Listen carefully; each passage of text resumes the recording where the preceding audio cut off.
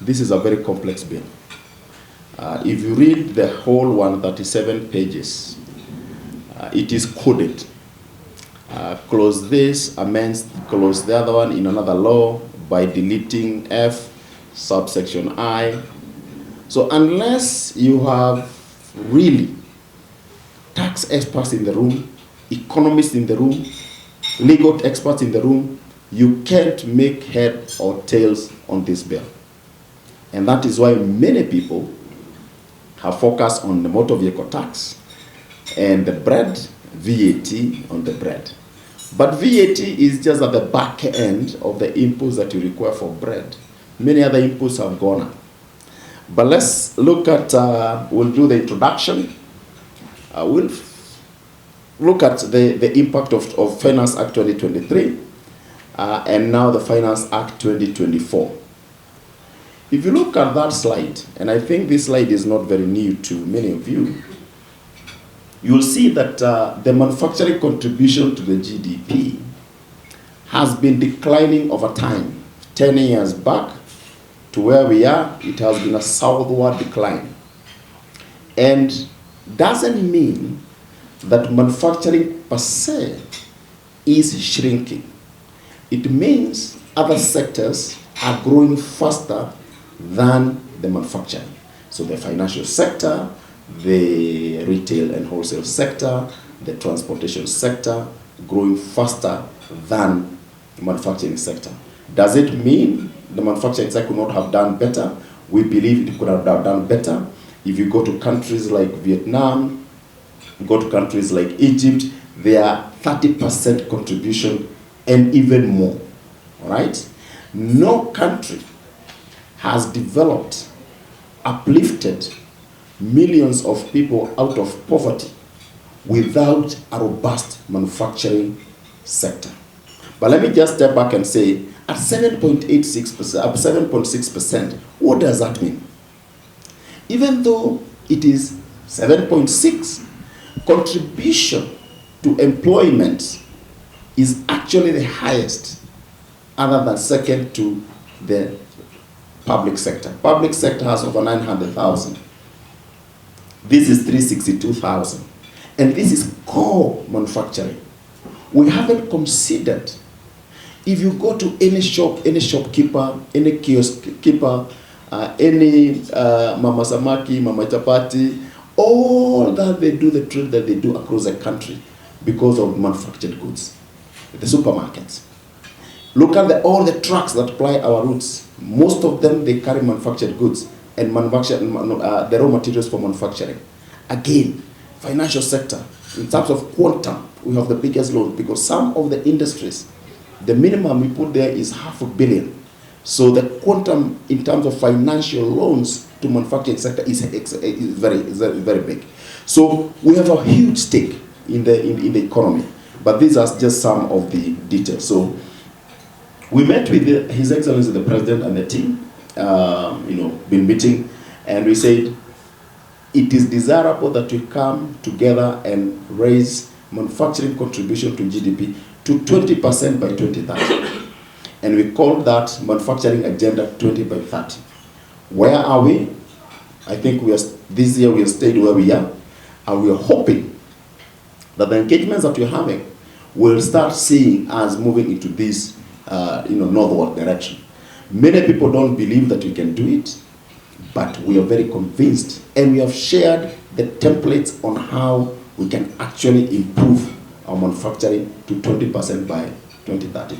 Other people have done it, why can't we do it?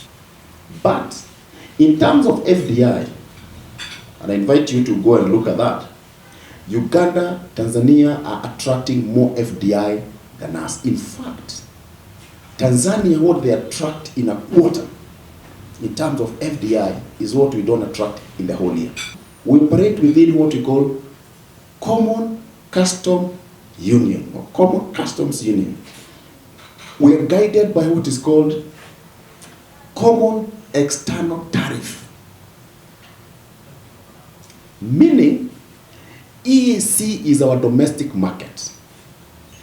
You produce goods here, then you access the 7 markets within EAC. Somalia now is coming in. COMESA, 27 countries in COMESA also has a custom union. It's a common market. Meaning the Finance Act and the things that we put as domestic taxes do not affect the companies in Uganda, Tanzania, Egypt. Those are what we call domestic taxes. AFCFTA, almost all the countries have signed. So very soon, we're going to be getting steel from South Africa, steel from Egypt, cocoa butter, shea butter from Ghana, duty-free, quota-free. All the taxes that you see, and that's why we are usually very vocal, all the taxes that you see being introduced on raw materials that are supposed to be used for production, heavily for making us uncompetitive, do not affect companies from these ESA countries and COMESA countries. So as we increase our production costs and as we become uncompetitive, we start getting bombarded by products from other countries in COMESA, EAC. You will see in a few minutes where we used to be exporters of products, by a strike of a pen, Finance Act 2023, we became importers of products. What does that mean? The jobs shift. Look at that. And we just taken IDF. IDF, import declaration fee. And you can see how it changes. This year is 2%, next year is 1.5%, next year 3%. It oscillates. How do you do your production planning? How do you do investment planning?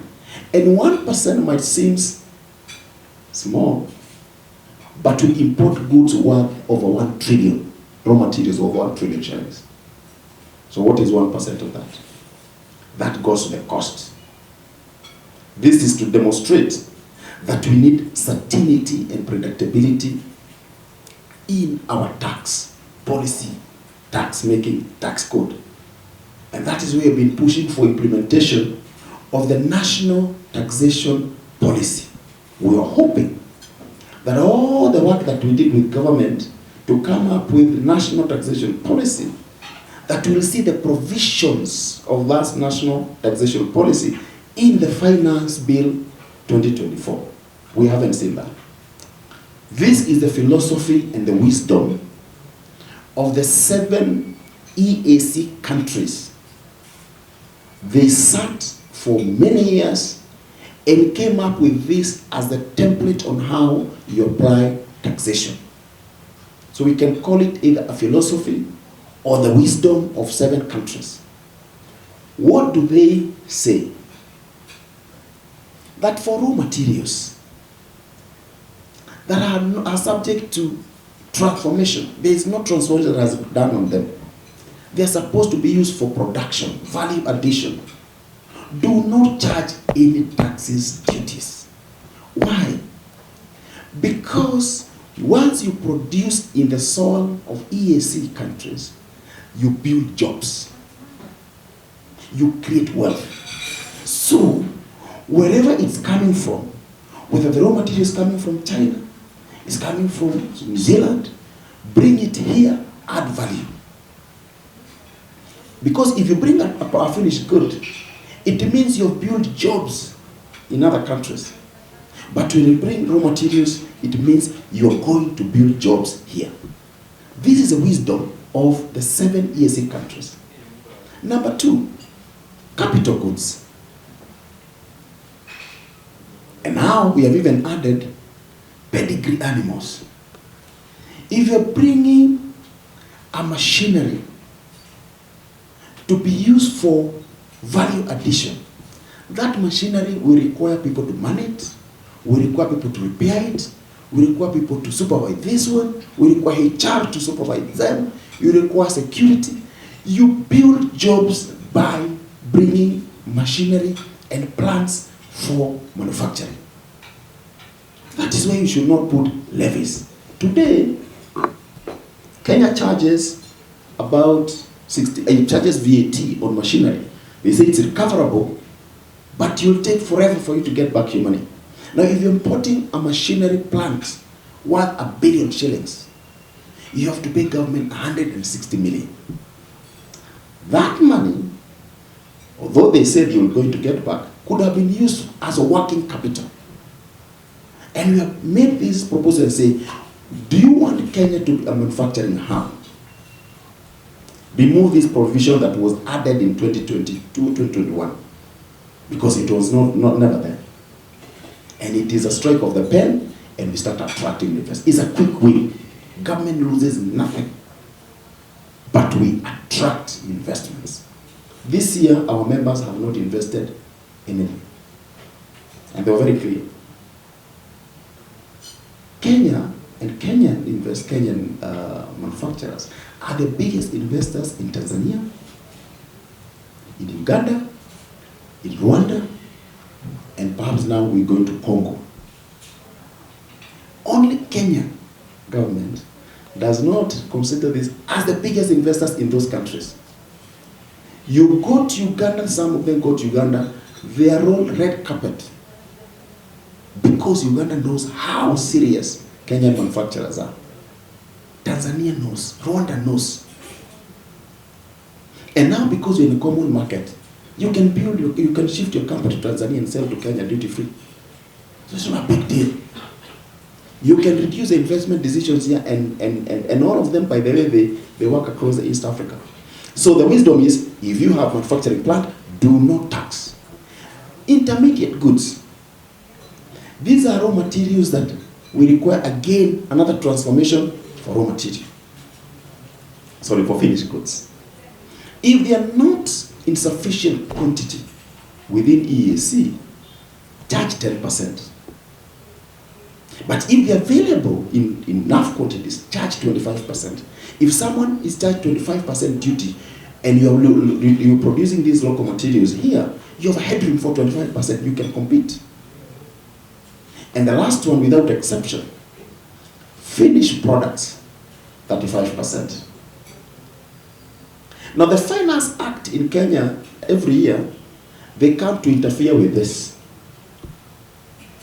You add levies on capital goods, excise on intermediate goods, VAT on raw materials, and you convolute all this every year. And therefore, when the wisdom of 7 countries is on one side, we come up with our own wisdom of making us uncompetitive. Completely uncalled for. And that is what is destroying manufacturing in the country. One of the issues we were looking at is on, and which we proposed, is on logistics. We've noted under the finance bill that the cost of logistics will actually go up based on the proposals that are in the finance bill.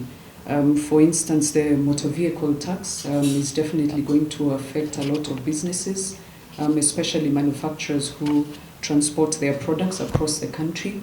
The cost of production, the cost of logistics has actually gone quite high.